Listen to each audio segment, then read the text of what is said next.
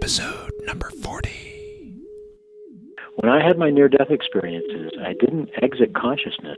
I entered consciousness of a different form. It doesn't have a whole lot to do with kinky sex or blood sacrifices. It is about having a relationship with the goddess through nature.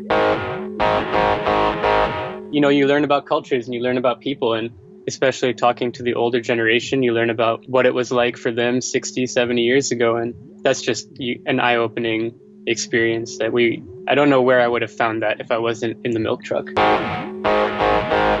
Why didn't Yoko step in and say this isn't what he wanted? Well, she did it. She's the one who had him cremated. Yeah. So, yeah. Oh, Yoko.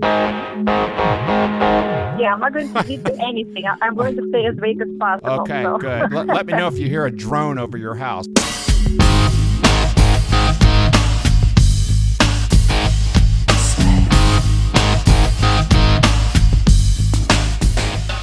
Hey everybody, Brant Huddleston here with the Dance Past Sunset podcast, and we continue to mine the incredibly rich vein of tools, tips, and technologies that help folks age in place, travel, and live independently. It's a great time to be alive if you're a person of a certain age because there are so many exciting things going on. And I discovered yet another one. My new friend, Daniel Ferraz, who we'll be talking to today. Daniel is originally from Brazil, so we had an immediate connection because my wife Leslie is also from Brazil, Sao Paulo.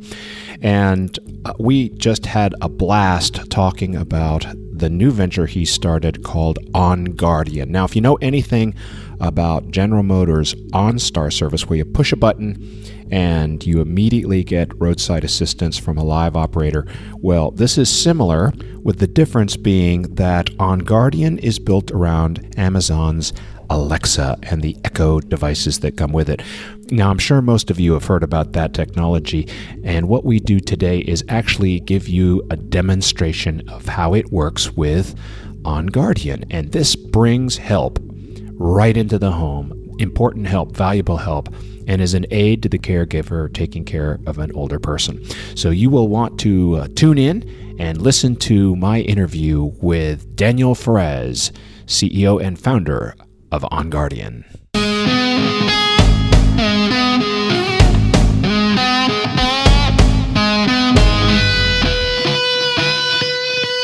Hey, Brent, good morning. Good morning. How are you? Good, sir. How about yourself? Very good, or I should say tudo bem. Tudo bem.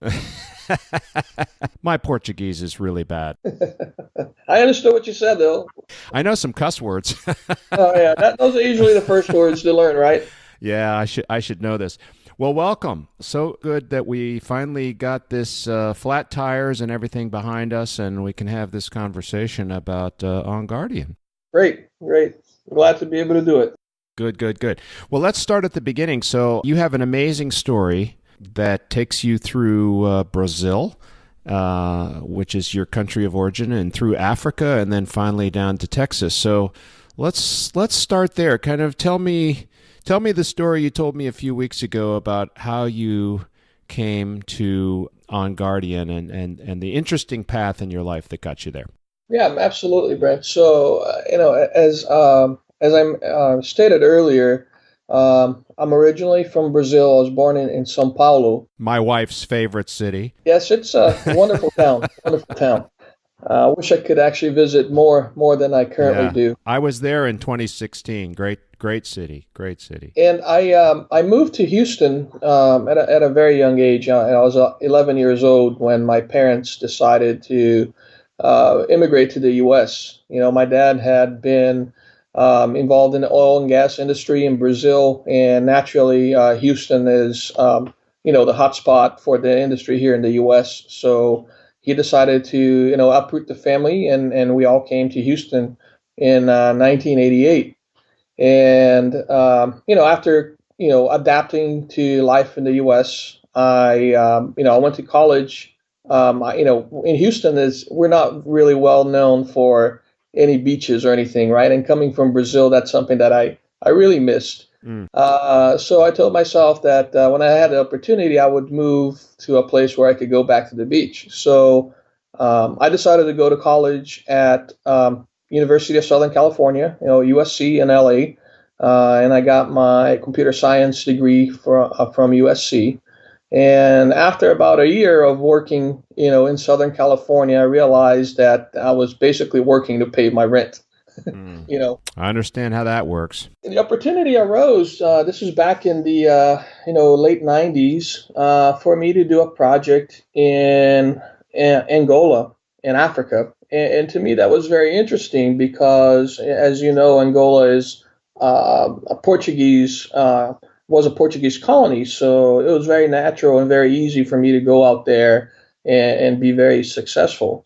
And so, I ended up opening a IT integration company in Angola, and that business ran for several years, and I actually lived in Angola for about 10 of those years full time, which is when I met my wife. And, that life was going pretty well while I was in Angola until 2009, when my dad had pretty severe brain stroke, and he was actually in Brazil when this happened. And I like to say this was kind of the perfect storm. I had just gotten married with my wife. We're expecting a baby, and at the same time, Hurricane Ike was coming through town here in Houston, and it ended up completely leveling a house that I had under construction. Which I was planning to move back to Houston at the time. I wasn't planning on moving back so soon, but I had my plan in order. And as my dad had his stroke, and we had always been a family-run business, and my dad was the chairman of our group.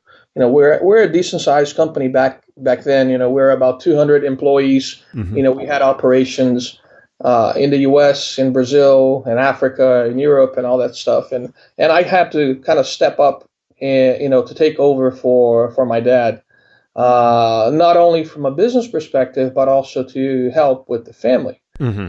So staying in Angola for me wasn't an option, and I had to move back to Houston, which I ended up doing with my wife. And how old was your dad when he had his stroke? He was very young. He was, 59 years old. My goodness. And, I must say that he's recovered fairly well. He's doing okay today. Good. He lives independently. But while we're going through this whole ordeal, and he had, a couple of surgeries, brain surgeries throughout the process, it became evident that I became a caregiver for him. And at the time, I had no idea what caregiving meant. And he was such a young man. So if you had to come into his life as a caregiver when he was in 59 or through his 60s, I mean, how old is he today? Well, he's 67. 67. Yeah. Okay. Yeah. So you've been caregiving for almost 10 years. Yeah, pretty much. Okay. I've been fortunate that my dad has recovered, fairly well, and I would say my caregiving for him is relatively low burden. In caregiving, we talk about ADLs and IADLs, right? ADLs are activity of daily livings, and IADLs are the instrumental activities of daily living. And so ADLs you can consider as things that are the very basic necessities for someone to survive, where you have to take a shower, get out of bed, right? And, if you're caregiving for someone who has pretty severe disability, you end up doing those kinds of things. Or assisting with those kinds of things. Yes. And the IADLs can be classified. Those are the things that you could imagine a teenager would know, what to do by the time they move out of your house. Okay, so going shopping, driving, cooking, right? Paying their own bills and things like that. So I ended up helping my dad mainly with his IADLs. And while we're going through all of this, and very early through the stage of caregiving, while still my dad was in the hospital, I started thinking about how technology could assist in this scenario. This is Right. back in 2009. So technology back then, was quite a bit different than what we have today, even though it's not that many years ago. Mm-hmm. And I remembered, as I was driving to the hospital and, one of my visits to see my dad, my wife, I had just gotten her a car. Mm-hmm. And she was learning to get around town. She was learning how to speak English. You can imagine, she was, 7, 8 months pregnant. Mm-hmm. And I said, I'm going to get you for your car the OnStar service from GM. Right. So if anything happens and I'm not around, all you need to do is press this little OnStar button on the rear view mirror, and you're going to get assistance one way or another. So OnStar connects through, I guess, the cellular network, and it actually brings an operator online via the car speakers and says, "What's the problem, ma'am or sir?" Yeah, pretty much. Think of it as a personal concierge that can help you with anything. That jumps right inside the car if you push the button. Yes, and they're stellar. Their customer service and their call center and the folks who work out there really do an amazing job. Mm-hmm. And I had thought to myself, it would be wonderful if I had something like an OnStar that we could put in Dad's home once he comes back from the hospital. And I can see where this is going. OnStar to OnGuardian. Absolutely. Yes. Okay. You're correct. Yeah. Good.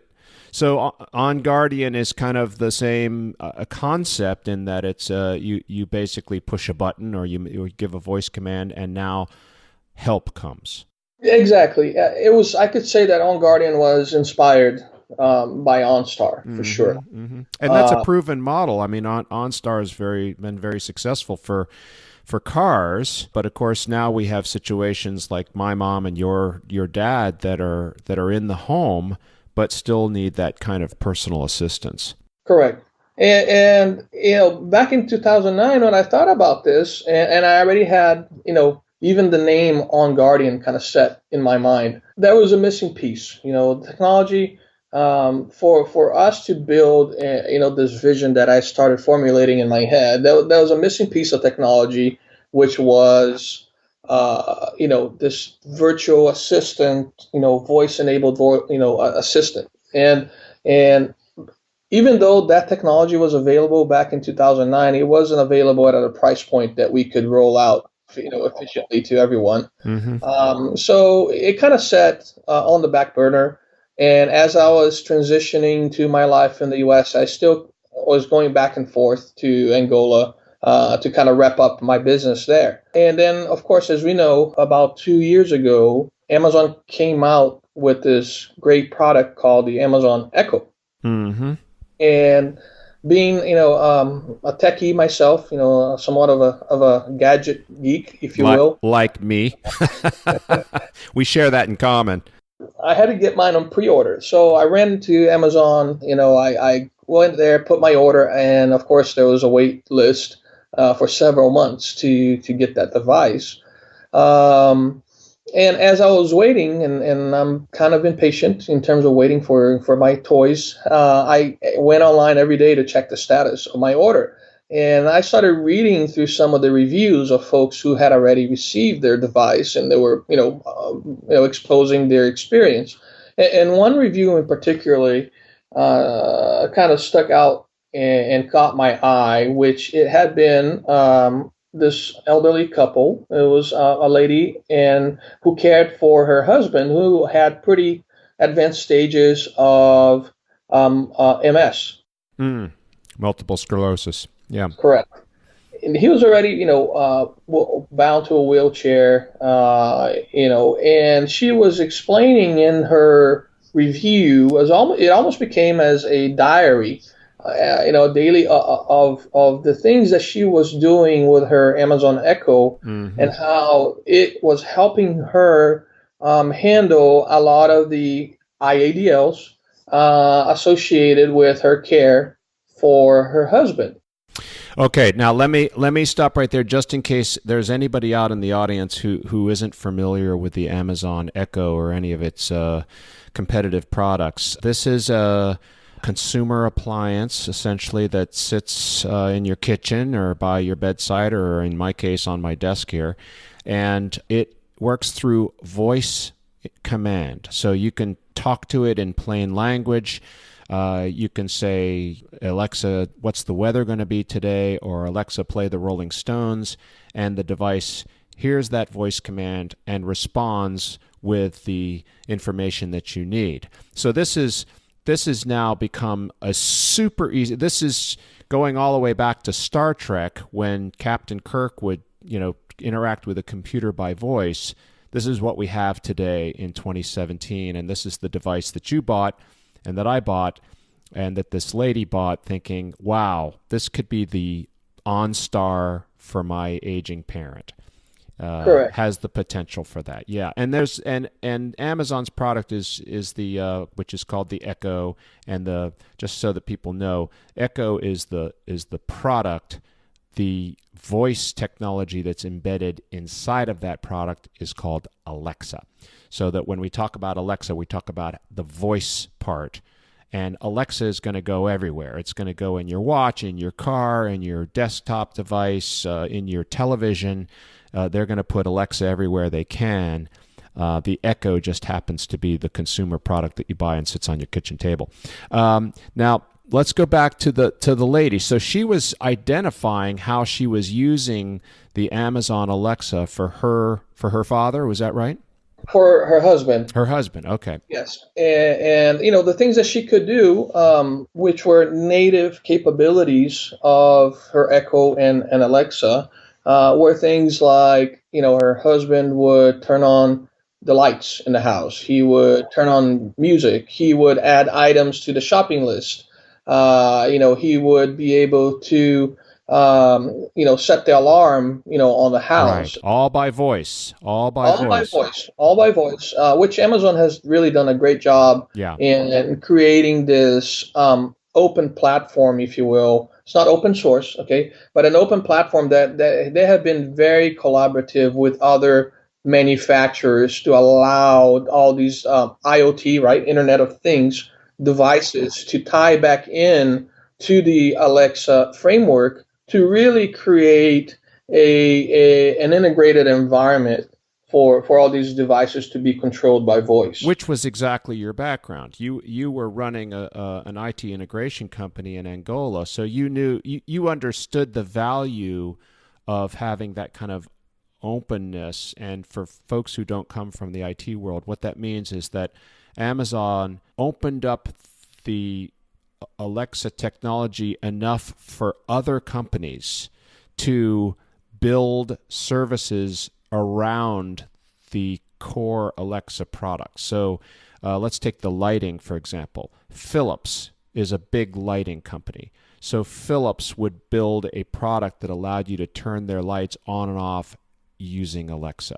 That's a case of two companies collaborating together to deliver a valuable service to the consumer. Correct.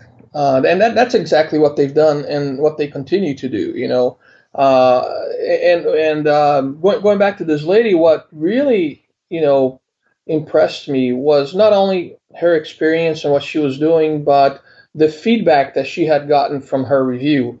Back then, this is now 2015, that review had something like 2,000 likes and 500 subcomments. Wow. Yeah. And today, which I still keep track of that review, which is still an active review, it has something like over 5,000 likes and 2,000 subcomments. Wow. Of folks who have, expose the same need and expose the same type of situations where they're using their own Echo devices and Alexas to help with similar type situations. So to me, that was the catalyzing moment, or if you will, the missing piece, the eureka in this puzzle. Exactly. And that's when I decided to stop everything that I was doing on my integration firm, and I said, I have to build this. I have to build this product. I have to build this platform, because family caregiving is such a under-addressed problem in our healthcare system. And what year was that? The Eureka? This is about 2 years ago, right when the Echo came out. Okay. So, and then fast forward to today, you, or On Guardian, which is your baby, is now a runner-up in Aging 2.0's 2017 contest for the best of the best of technologies that help the aging. Is that right? Yeah, so amazing. That is right. And in about 2 weeks from today, we're making a trip out to San Francisco for the Aging 2.0 Optimized Conference. Yes, I'll be there. Great. And I'll see you. And, we actually were very surprised by the feedback we've gotten. Just to give you some parameters, this competition started about a year ago, or about 10 months ago, really. It started in the beginning of 2017. And we went up against over 300 companies. And now it's down to the top 5. And we are within the top 5. And within the United States, there's only 2 companies that compose the top 5, and we're very proud to be one of those. Congratulations! And just for folks who don't know about Aging 2.0, this is an amazing organization that supports innovators who are taking on the biggest challenges and opportunities to deliver solutions to the aging. And it started by a guy named Steven Johnson, and he's really corralled a big international group of the willing who are using technology and all sorts of other tools and techniques to address the needs of the aging, and they have this contest every year, and this is the contest that Daniel is doing so well, and I hope you win. I'm going to be there cheering you on, brother. I appreciate it. I hope we win. We'll see that we're going up against 4 other really wonderful companies as well. And the way I look at it, just the fact that we're up there, within the top 5, I think everyone is already won, to some extent. But absolutely, we're going to be fighting as hard as we can to win that top prize, because we really feel that the visibility that Aging 2.0 is bringing, not just to On Guardian, but to the cause that we are working for, right, which is empowering the lives of family caregivers.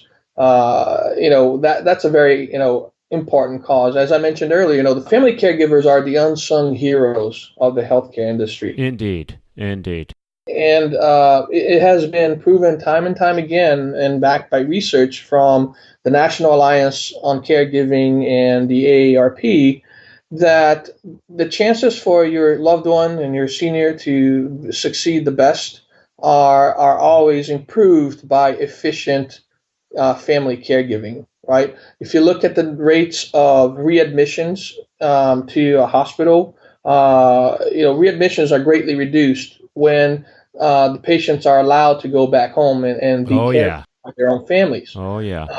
Which creates a problem for family caregivers. A lot of them are part of what we call the sandwich generation, where you're caring not only for your aging parent, but you're also caring for your own kids, right? And when you look at the fact that family caregivers are spending on average 24 hours a week, that's a substantial, time burden on these caregivers. And what we hope to do with our platform is to improve the efficiency on how caregiving is done through using Alexa and voice technology in combination with our platform to really streamline the caregiving process. I love it. Okay, so we've given folks the big picture of what On Guardian is, which is an in-home system modeled on General Motors OnStar. A push button brings a help right inside the car.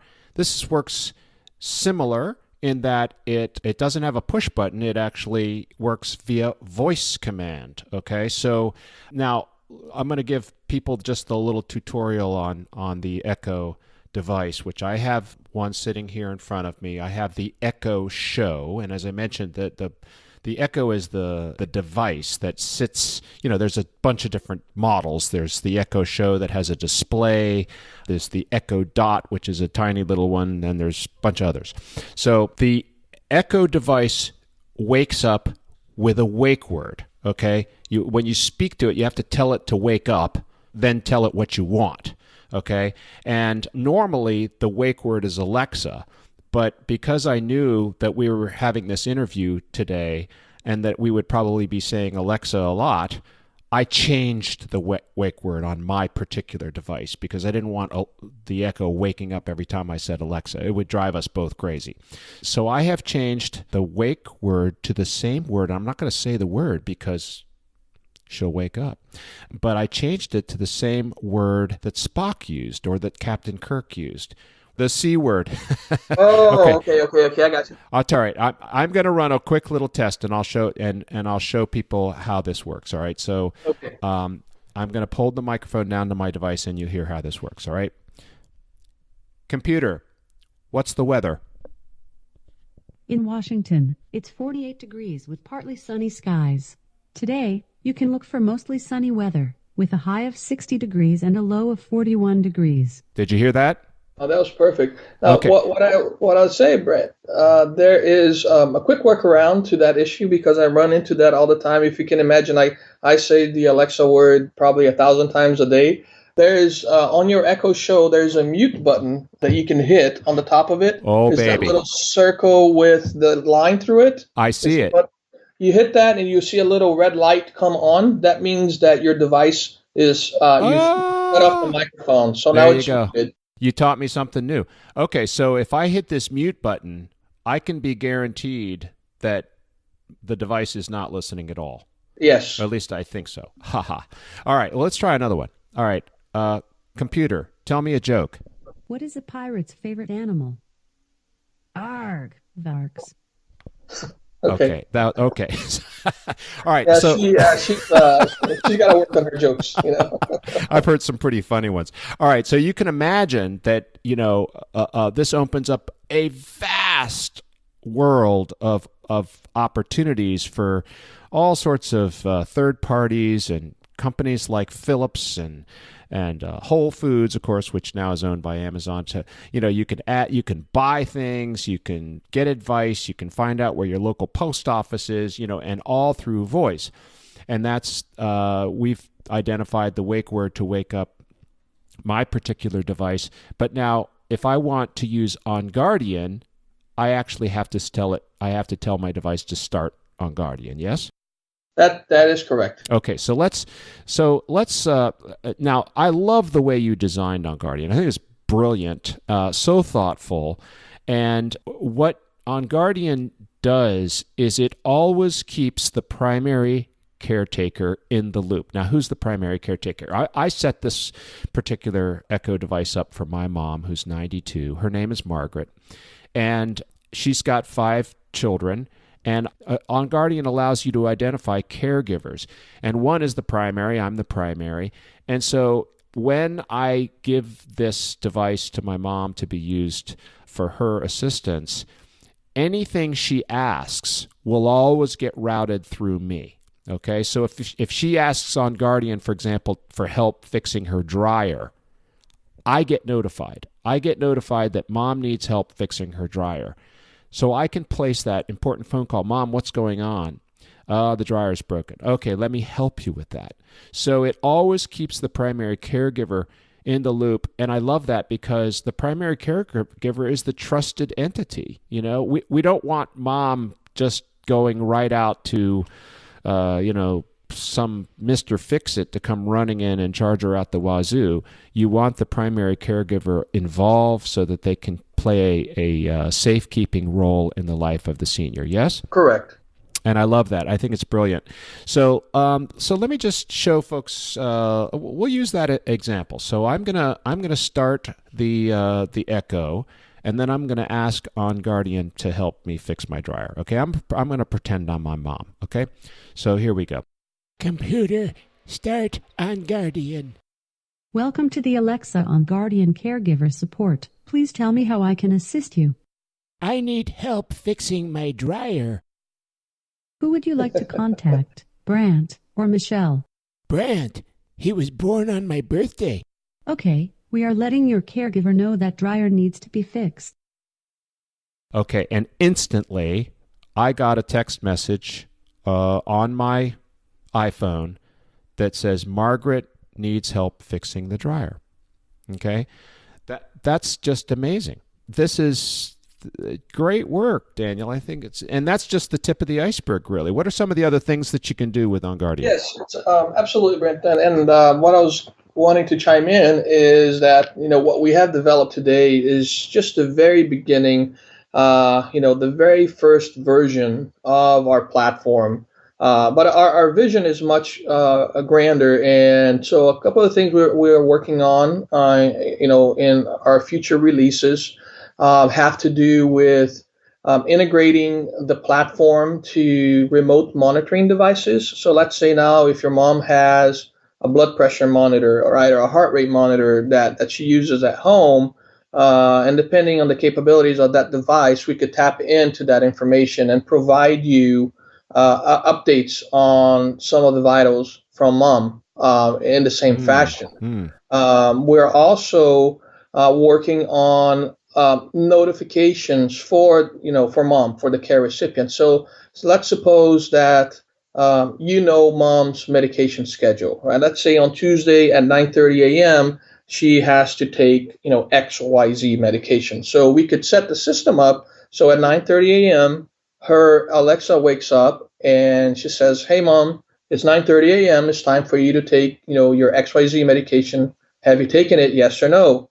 And Mom can just reply with a yes or no using her voice, and great. you would be updated on that.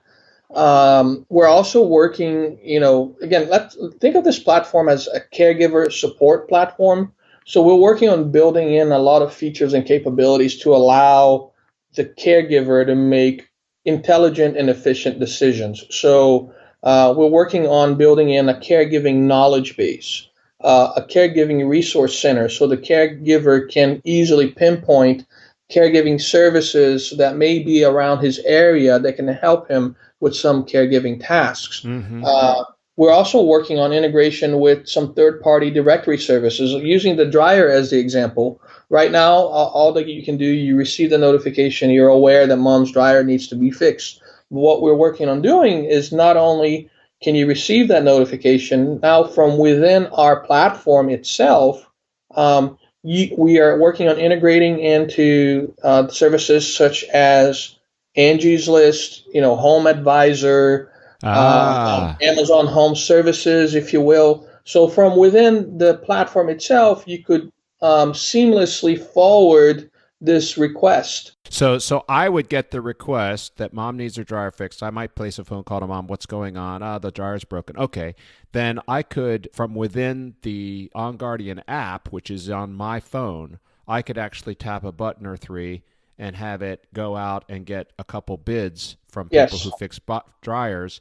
Then I, the caregiver, would evaluate the bids, pick one, and then that service would go to my mom's house and fix the dryer. Correct. Beautiful. And the same example could go for again, going back to the IADL. So transportation is a big one, right? So let's say if mom needs a ride to go to the doctor, for example, and you can't go pick her up, then we could integrate the platform, which we're working on doing, into a service such as Uber Central, which allows you now as the caregiver to send a Uber vehicle to go pick up mom on your behalf. So mom doesn't have to worry about paying for Uber. She doesn't have to worry about having Uber in her phone. You basically take care of it, and you're notified as to when she's picked up, where she's dropped off, at what times, and everything else. I love it. The same could go for ordering, groceries, ordering food, reaching out to a healthcare professional. So there's a number of services that are already existent today, right? That for a caregiver to be able to invoke all these services in a disconnected fashion, it becomes somewhat of a burden in and of itself, because there's so many things out there. So what we envision on doing is bringing all these services into the central collaboration platform to easily make available the opportunity for you to reach out these services in a seamless fashion. Okay, so we've got some things that are part of your grander vision that are yet to be developed, and then we have some things that work immediately today. Tell me where folks go to stay in touch with what's going on with On Guardian, and tell me why today they might want to actually download On Guardian onto their Alexa device today and start using it. Great. So absolutely, the best place to go, of course, is our website, which is www.onguardian.io. But if you'd like to download our app, the very first version is available for anyone to try, and it's completely free at the moment. And you can download it from the Apple Store or from Google Play.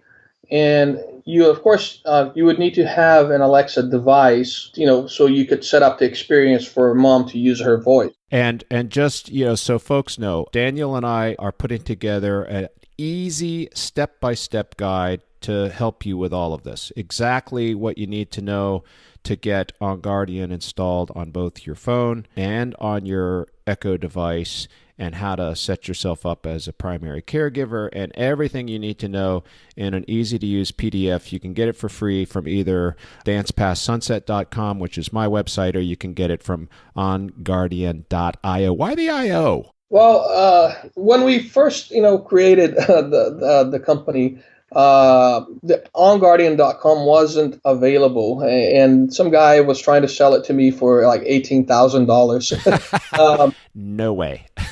IO stands for Internet of Things, IoT, right? Okay. So you see a lot of startups using .io, but fortunately, we did end up buying onguardian.com.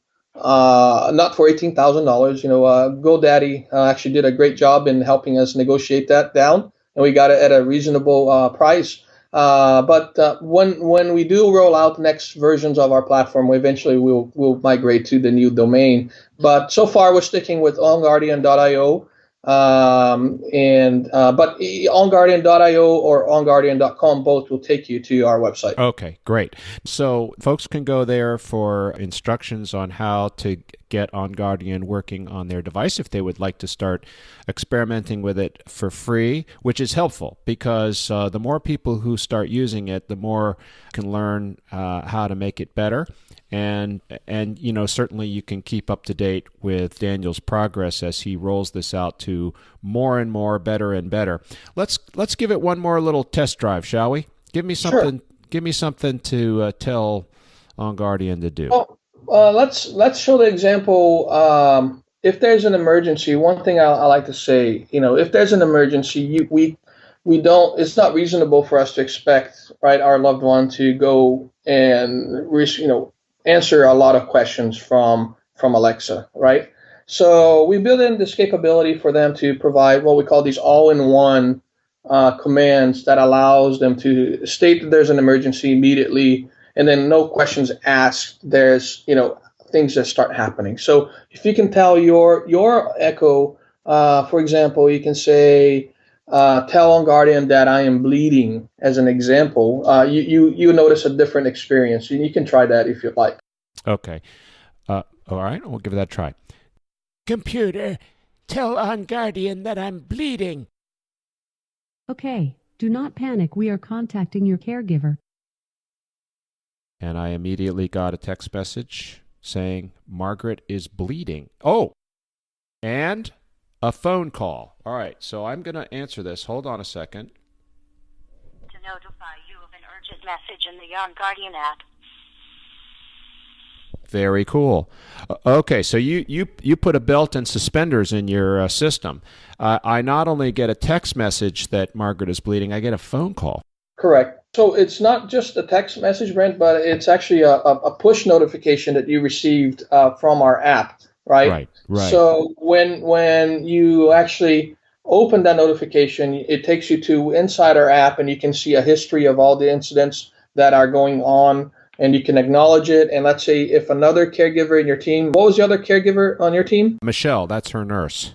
if Michelle had acknowledged an incident as well, you would be able to see exactly when she acknowledged something. So that also assists the caregiving team in staying in touch with each other to make sure that everyone is on the same page, right? This is to address the problem of, I didn't get that message, or I wasn't aware that this was going on. Oh, I see that. Yeah, I opened up the app, and there it all is. There's the whole history. Everything is there.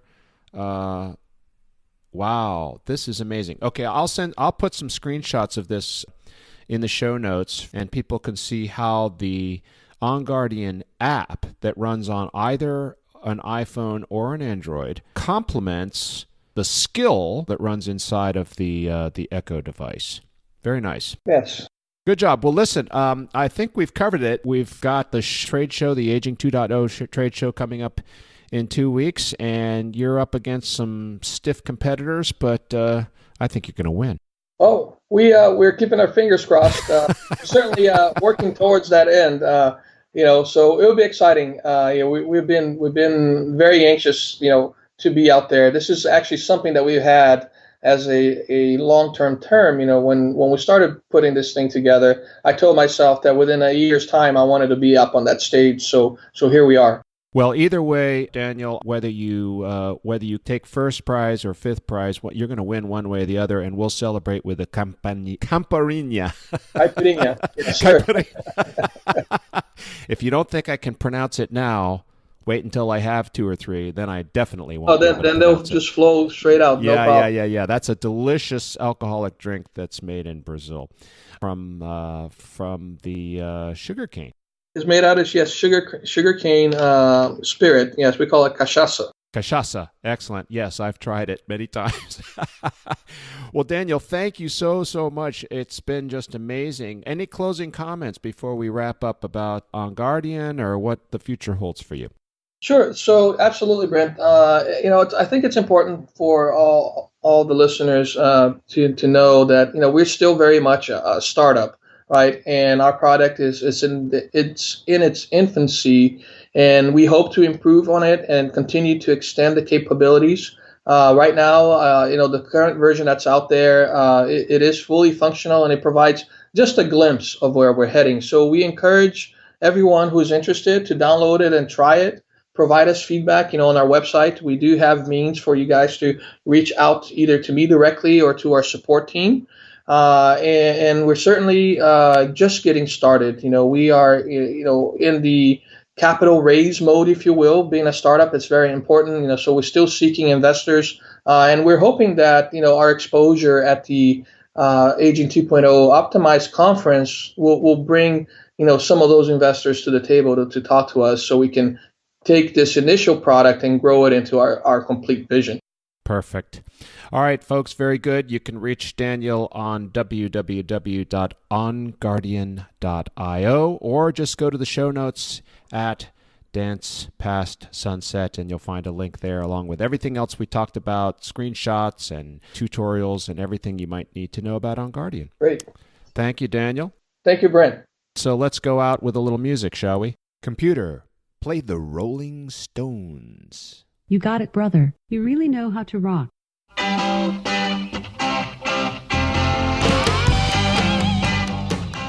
Ah, you caught me. Yeah, I didn't really load the Rolling Stones onto my mom's Echo. I was just playing around.